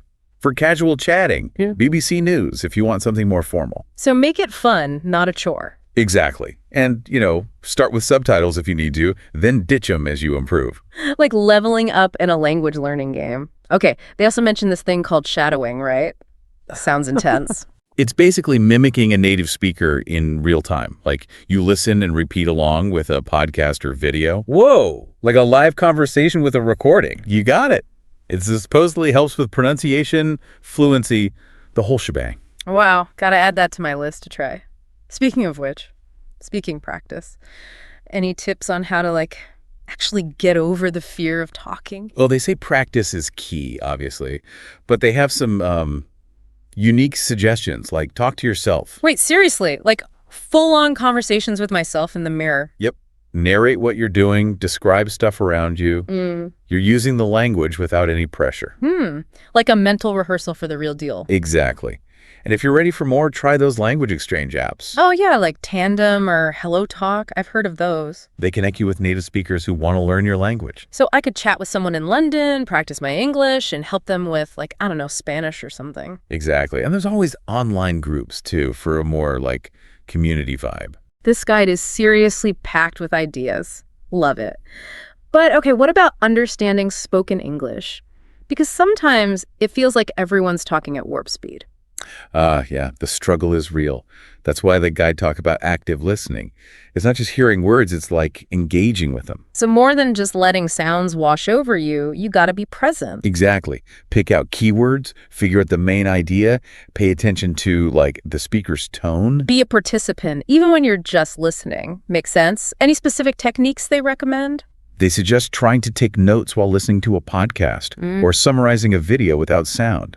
It trains your brain to really focus. Wow, gotta try that. I'm always zoning out during podcasts. We've all been there. Yeah. But look, we've covered so much already. The basics, immersion, speaking, listening. It's incredible how much is packed into this 1 hour a day idea. Right. And we're just getting started. And we're back. Still digging into the smartest route to get fluent in English. I'm seriously pumped about all the tips we're finding. It's kind of eye-opening how just 1 hour a day can make such a difference. Right.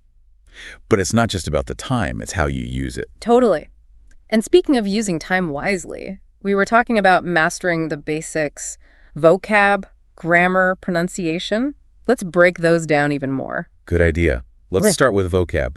They suggest aiming for like 10, 15 new words every day. Whoa, that sounds a lot. It might seem that way, but they're talking about high-frequency words, the ones you'll actually use. So no need to memorize a bunch of random words I'll never need. Exactly. Think about what you talk about most: work, hobbies, family. Right, the stuff that matters. But even with just 10, 15 words, how do I make sure they stick? That's where those spaced repetition apps come in. Anki, Quizlet, those guys. Ah, so they're not just flashcards. There's like science behind it. Big time. Yeah. It's all about this thing called the forgetting curve. Basically, we forget stuff over time unless we keep revisiting it. So these apps, they make you remember a word right when you're about to forget it. Clever. Yep. Pretty slick, huh? Okay, but what about grammar? That always trips me up. Ugh, don't even get me started. All those rules. Well, this guide, it gets it. They actually recommend learning grammar by, like, experiencing it. Wait, what?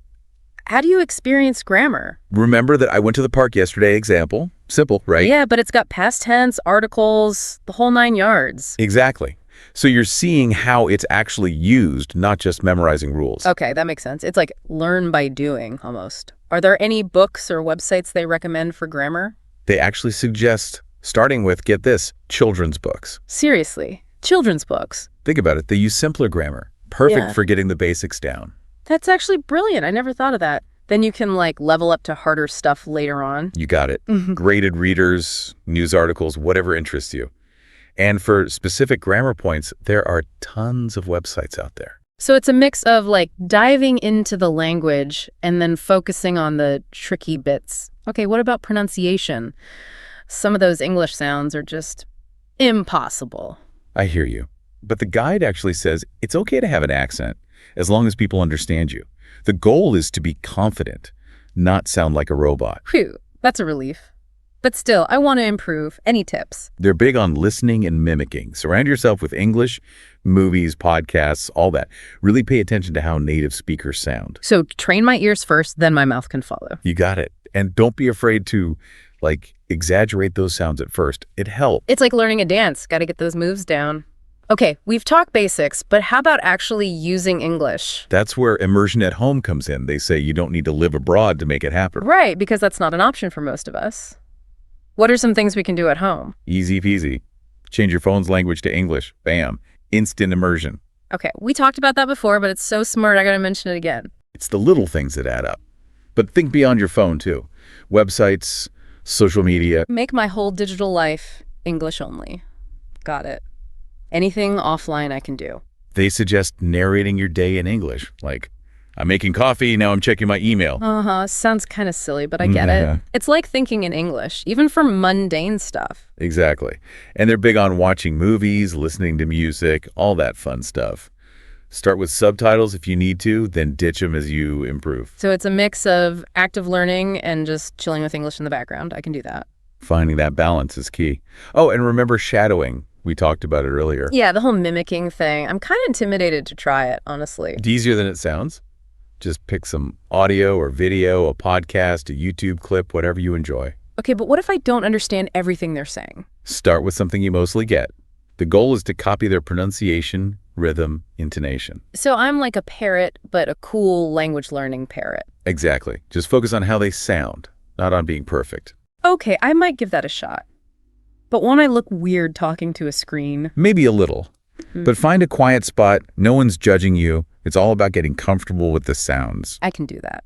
Okay, we've talked speaking, listening. What about reading and writing? Do they cover that too? Yeah, they're big on those. They're just as important for fluency. Okay, I'm ready for more tips. What's their take on reading? They say start with stuff that's a bit easy for you. You want to be able to understand most of it without a dictionary. So, no Shakespeare for me just yet. Probably not. Go for young adult novels, simplified news, whatever you can enjoy without feeling lost. Makes sense. I hate it when I have to look up every other word. Right, it kills the fun.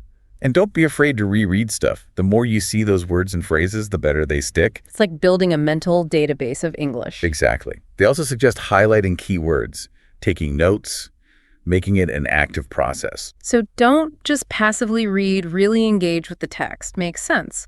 But what about writing? That's my biggest fear. Their suggestion, keep a journal. A journal, like Dear Diary. I haven't done that since middle school. I know, it sounds a bit old school, but it works. Write about anything, your day, your thoughts, even make up stories. So it's practice without the pressure of, like, writing a perfect essay. You got it. And as you get better, you can try writing longer, more complex stuff. This guide is seriously full of surprises. I love it. We've covered so much basics, immersion, reading, writing. I know, right? This 1 hour a day thing is packed with stuff. And we're back for the final stretch of our deep dive into the smartest route to get fluent in English. I'm honestly amazed at how much we've already uncovered. Right. We've gone from 0 to, like, fluency heroes in just 2 parts. Almost. But, okay, real talk. Finding a whole hour every day to practice. That stuff. Tell me about it. But the guide actually addresses that. It's not about one big chunk of time. It's about finding little pockets throughout your day. Oh, so like 10 minutes of vocab while I wait for my coffee, or listening to a podcast on my commute. Bingo. Make it fit your life, you know? And I love that they actually give you a breakdown for that hour, like 10 minutes for this, 10 minutes for that. It's so structured. It's a good starting point. You can tweak it as you go. See what works best for you. So it's not one size fits all. Nope. We all learn differently, right? But okay, consistency, that's the real challenge. How do you stay motivated when you hit those, like, language learning walls? Ugh, those plateaus are the worst. You feel like you're not making any progress. The guide talks a lot about setting realistic goals. Don't try to do everything at once. Start small. So instead of saying, I'm going to master all the tenses by next week, I should be like, okay, this week I'm nailing the present perfect. Exactly. Break it down, make it manageable. And remember, progress isn't always a straight line. There are going to be good days and bad days, right? Totally. Just keep going, even when it feels tough. Oh, and don't forget to celebrate the wins. Yes. Every little victory counts. Did you use a new word in conversation? High five. Nailed that grammar rule. Treat yourself. It's all about those little boosts to keep you going. Now, remember those phrasal verbs and idioms we talked about? The guide's got a whole section on them. Oh, yeah, those tricky little things. Phrasal verbs like give up or run into, and idioms like piece of cake or what was the other one? Oh, eat the ice. Those are good ones. Right. They can be so confusing, but they make your English sound way more natural. Totally. The guide says to actively learn them. Like, write them down when you see them. Try using them yourself. So it's like adding spice to your language, right? Makes it less bland, more like authentic. I like that. Now, as we wrap up this deep dive, I think the biggest takeaway is that there's no magic bullet for fluency. It's not about some secret trick. It's about putting in the work, but in a smart way. Exactly. Find what works for you, be consistent, and don't give up. And remember, you've got tons of resources to help you along the way. Online communities, language partners, apps. The world is your oyster. So to all you language learners out there, take what we've learned today and go make it happen. You got this. Your journey to fluency starts now. All right, let's dive in. We're taking a look at something pretty fundamental today. Basic English greetings. Ah, yeah. You actually sent in a script for a language learning video. Yeah. Which I think is a super interesting way to think about how we use these phrases, even the ones that seem really simple. Yeah, it's true. I mean, greetings are interesting because they can be very simple on the surface. Right. But there's so much more to them. You know, there's all this cultural context and social nuance that we bring to them. Yeah. I'm excited to kind of unpack that. So your script actually starts with hello, which seems like the most, kind of universal greeting. You're right. Hello is something that can be used in almost any situation, whether it's formal or informal. But even though it's versatile, there are some subtle differences in how we use it. I'm curious about those. What kind of nuances are we talking about here? Well, if you think about hello compared to hi, your script puts those right next to each other. Right. And hello is kind of like the more formal, always appropriate greeting. Okay. Like a handshake. Gotcha. But hi is a little bit friendlier, a bit more relaxed, more casual. Oh, hi is more like a fist bump then. Exactly. Yeah. And you wouldn't really fist bump your boss at a meeting, right? Right. So that's kind of how it works with these greetings. Yeah, that's a really good analogy to kind of make sense of it. Now, your script also has these time-specific greetings. Good morning, good afternoon, and good evening.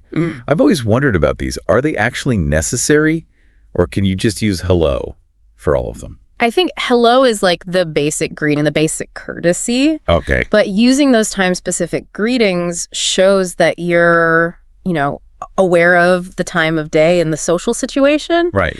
And it's not essential, but it can make a good impression. So it's almost like you're saying, I'm not just greeting you, I'm also acknowledging the time that we're sharing together. Exactly. Yeah. Yeah. And in some cultures, it's really important to use the right greeting for the time of day. Right. It shows that you understand and respect their social norms. That makes sense. So now let's move on to, how are you? I feel like I use this phrase all the time, but honestly, I'm usually not really looking for a detailed answer. It's more of a habit than a genuine question. You've touched on something really important. How are you has kind of become a social ritual. It's less about, finding out how someone is actually feeling. Right. And more about just acknowledging them. So how do we respond to this ritual? Your script gives a few standard responses like, I'm fine, thank you, and you. Oh. Or I'm doing well, thanks.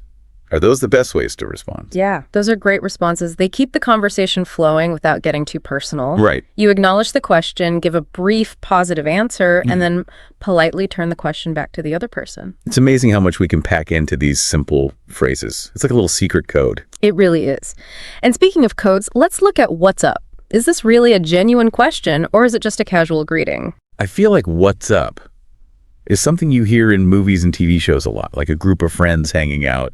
Is it actually that common in everyday conversation? Oh, it definitely is, especially among friends or peers. Yeah. But it's not really an invitation to give a long, detailed answer. It's more like a quick check-in, like, hey, what's going on? So if someone asks me, what's up, I shouldn't launch into a story about my day. Right, unless they specifically ask for more details. Okay. The script suggests some casual replies like, not much, or just hanging out. Yep. Those keep things light and informal. So it's kind of like, what's up, comes in, says hello, and then flies away. I like that analogy. It really captures the essence of it. It's about connecting, not necessarily having a deep conversation. Okay, so we've covered hello, hi, the time-specific greetings, how are you, and what's up. Your script also includes nice to meet you and long time no see. Those seem pretty straightforward, but I'm guessing there's more to them than meets the eye. You're right. I mean, nice to meet you might seem obvious, but it really signals a first-time interaction. Right. It's like the formal way to introduce yourself. And long time no see Yeah. means you've met the person before. Yeah, exactly. It acknowledges that you have some shared history, even if it's just a brief encounter. Okay. And it often leads to a conversation about what's happened since you last saw each other. So long time no see is more than just a greeting. It's a way to reconnect. That's a great way to put it. It's like an invitation to catch up. That's really insightful. Okay, the last phrase on your script is, how's it going? We already talked about how are you. How is this one different? How's it going is a little more informal. And it can be about more things than just how someone is feeling. Okay. Like, how are you is usually about their health or well-being. Right. But how's it going can be about work or life or just their general mood. So how's it going is kind of like giving them more options. Yeah, exactly. It's like you're inviting them to share, but without putting too much pressure on them. This is really making me think about all these little differences. Yeah, it's fascinating, isn't it? It is. So your script explains all these greetings really well. I mean, it gives examples and everything. But I wonder, are there any common mistakes people make when using them? Even native English speakers? Oh, all the time. Really? Like sometimes people use a greeting that's too formal for the situation. Like saying good evening at a lunch with friends? Exactly. Or using what's up in a job interview. Oh, yeah. That wouldn't go over well. No, not at all. And another common mistake is forgetting to reciprocate. What do you mean? Like, even if how are you is more of a formality, Right. it's still polite to respond and ask the other person how they are. So it's like an unspoken rule. You have to keep the conversation going. Exactly. If you ignore someone's greeting, even if it's just a hey, Right. it can seem rude. You mentioned earlier that time-specific greetings can be really important in some cultures. Are there other cultural things to be aware of when using English greetings? Definitely. Even though English is spoken all over the world, Right. the way people greet each other can be different in different cultures. So it's not just about the words themselves. No, it's about understanding the cultural context too. Does body language play a role in English greetings, like handshakes or hugs? Oh, absolutely. In formal situations, a handshake is very common. Okay. But with close friends or family, Hugs might be more appropriate. And a smile always helps. All right. A smile makes everyone feel more comfortable. So for someone who's totally new to English, Mm-hmm. what advice would you give them about learning these greetings? I would say to start with the most basic ones. Okay. Like, hello, hi, the time-specific greetings, and how are you? So this is like the foundation. Exactly. And once you feel comfortable with those, you can start learning some of the more nuanced greetings. And practice makes perfect, right? Exactly. The more you use them, the more natural they'll become. Your script is really helpful for that. It explains everything so clearly. Yeah, I hope so. I'm curious, do you think the way we greet each other is changing at all? That's a good question. I mean, language is always evolving, Right. so maybe greetings are changing too. With things like texting and social media, we definitely see new greetings popping up. Yeah, like, hey there, or what's good? And don't forget about emojis. Oh, yeah. A wave emoji can be a greeting now. Right. It's like we have a whole new language of digital greetings. Yeah, it is. But I think those classic greetings will always be around. I agree. There's something timeless about them. It's like they're a fundamental part of human connection. Yeah, I think so. We've talked about so much today, We have. from the simplest greetings to the more complex ones, and even how greetings are changing in the digital age. It's been a really interesting discussion. Yeah, it's been a real eye-opener to think about greetings in this much detail. Right. They're so ingrained in how we interact. It's true. We don't always stop to think about them. So I want to leave our listeners with a little challenge. As we wrap up this deep dive, think about which greetings you use most often and why. Interesting. Is it the classic hello? Or maybe you're more of a what's up person? Yeah, good point. Whatever it is, think about what it says about you and how you communicate. And as you go about your day today, pay attention to how other people use greetings. Oh yeah, good idea. Notice the little differences in how they say them, the tone, the body language, all of it. It's like we're sending you all on a mission. Yeah, like a greeting detective. Exactly. You might even find a new greeting that you really like. Oh, that would be fun. And then you can add it to your own collection. Expand your horizons. All right, well, that's about it for our deep dive into English greetings. Thanks for listening, everyone. Hey, everyone, and welcome to another deep dive. This time we're tackling something that I think we all struggle with from time to time, Oh, yeah. expanding our vocabularies. It can be tough. Yeah.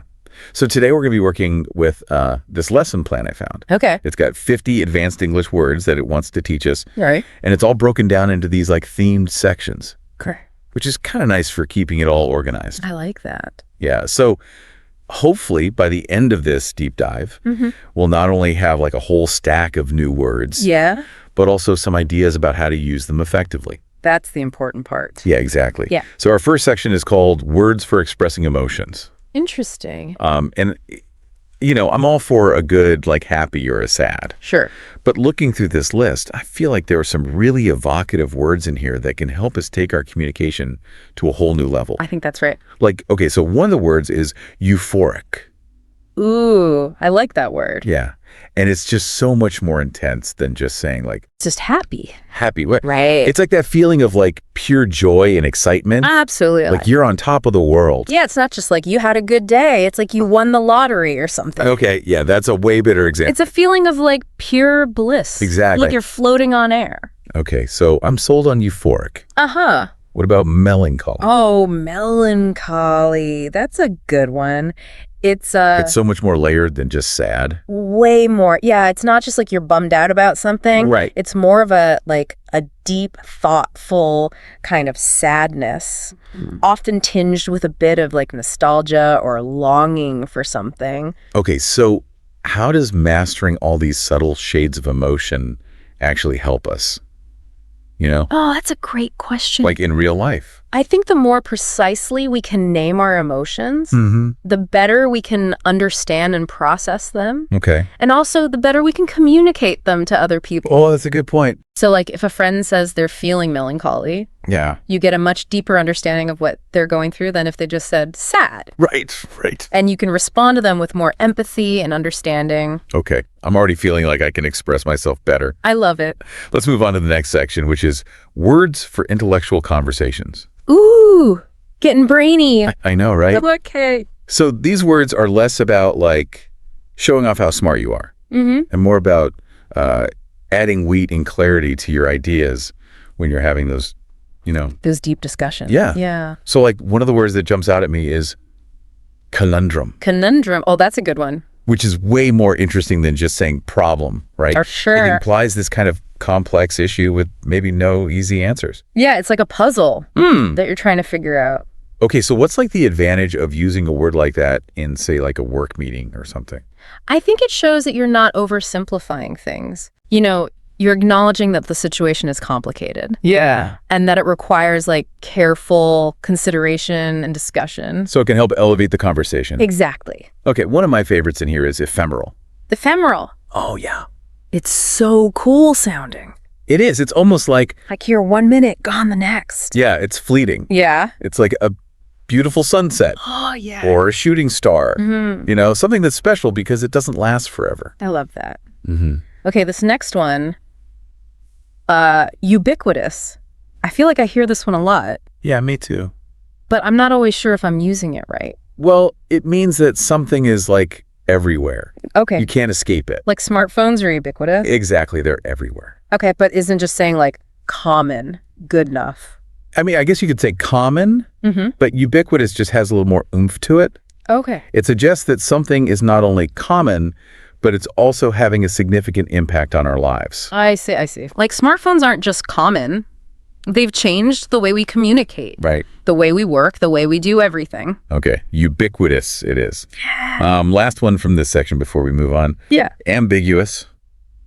I always kind of fumble over that one. Ambiguous basically just means that something is open to interpretation. Okay. It could have multiple meanings or be unclear. Like a piece of abstract art. Exactly. Okay. But how does that word actually work in like a real conversation? Well, let's say you're talking about a movie with a friend. Okay. And you say the ending was really ambiguous. Yeah. You're not just stating a fact, you're inviting a discussion about what the ending could mean. Oh, that's cool. It's a way to like spark a deeper analysis of something. Okay, I'm starting to get it. Yeah. All right, let's move on to words for describing people now. Oh, I like this section. Me too. We're going to have fun with this one. Yeah. Okay, so describing people accurately, it's a real art form, Oh. And these words in this section will give you the tools to create these like really vivid portraits with your language. Okay, well, let's start with charismatic. I always think of someone who like Oh, yeah. just owns a room. They have this magnetic energy. It's like they just draw you in. Yeah, exactly. But it's more than just being charming. Okay. It's about inspiring others through your words and your actions. Like Martin Luther King Jr. Exactly. Okay, so it's about impact as much as personality. Yeah. That's interesting. Okay, so what would be like the opposite of charismatic? Well, maybe like reclusive. Okay. Someone who prefers to be alone. Like a hermit. Yeah, or like a brilliant artist who creates their masterpieces in solitude, Right. away from all the distractions of the world. Okay, I can think of a few authors who fit that description perfectly. I bet you can. All right, cynical. I always struggle with this one Yeah, it can be a tricky word. because it just seems so negative. It does have a negative connotation. But it's basically about having a distrustful view of human nature. Okay.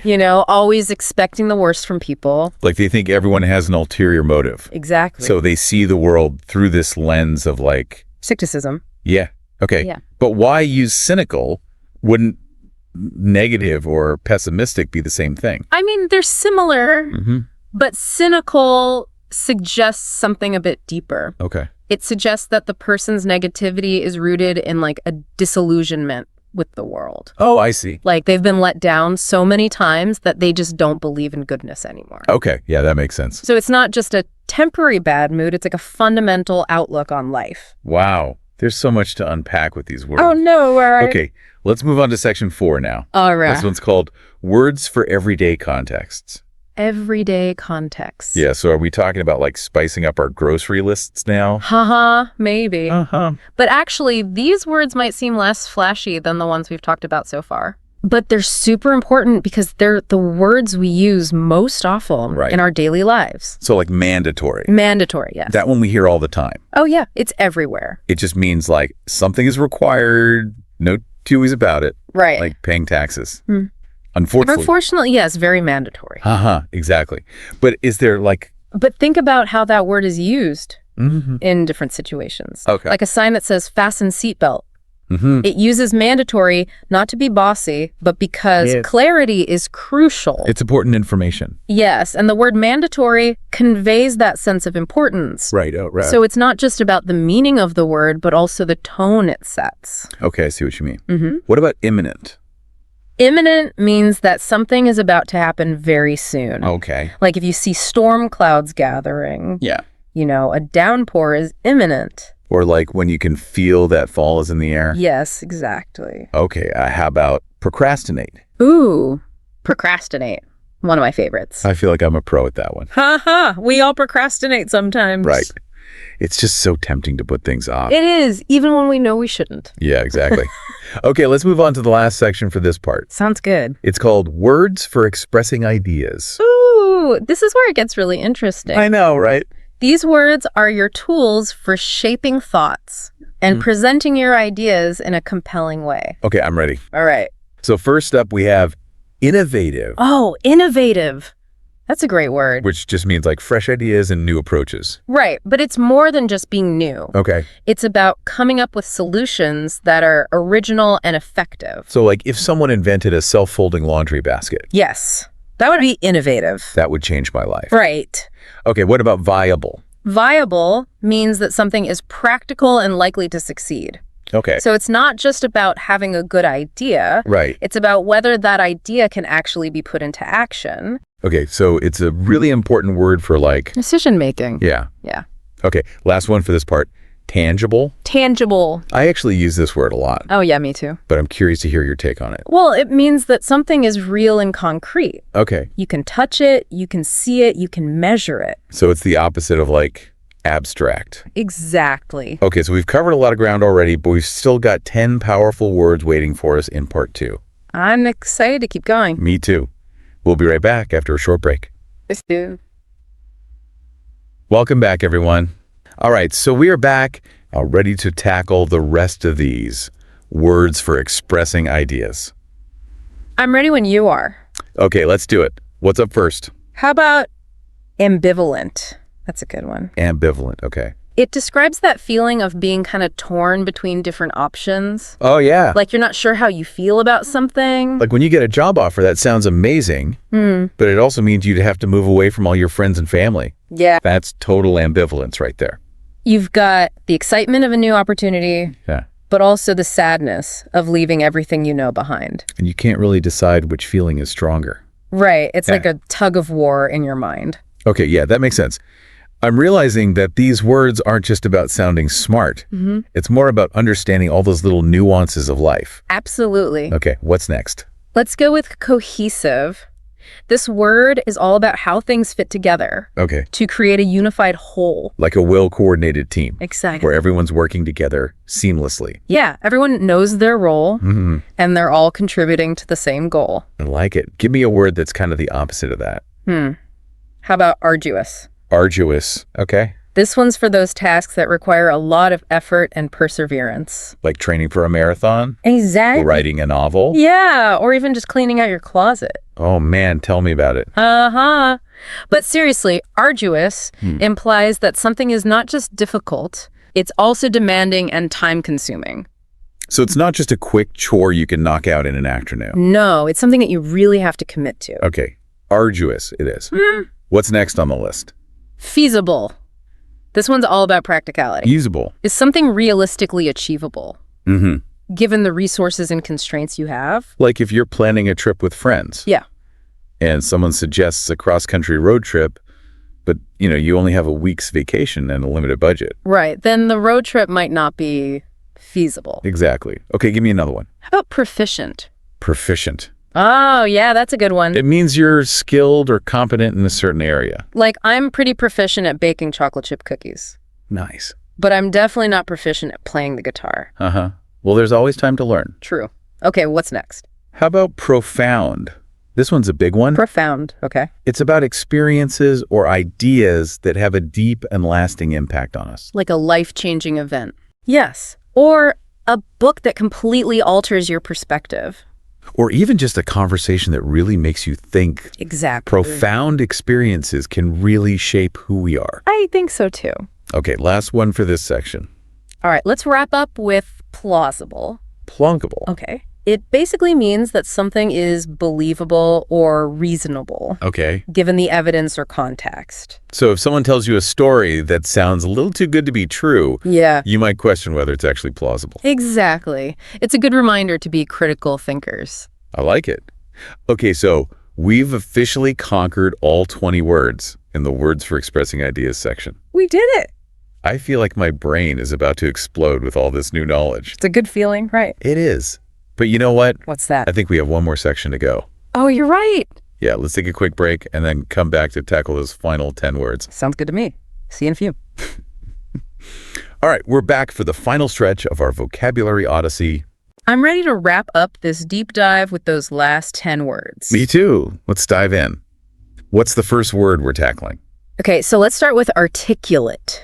Oh, articulate. It's a great word to describe someone who can express themselves clearly and effectively.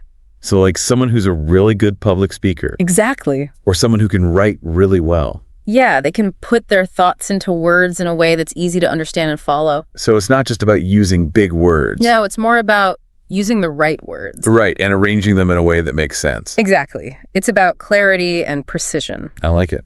Okay, what's next? How about concise?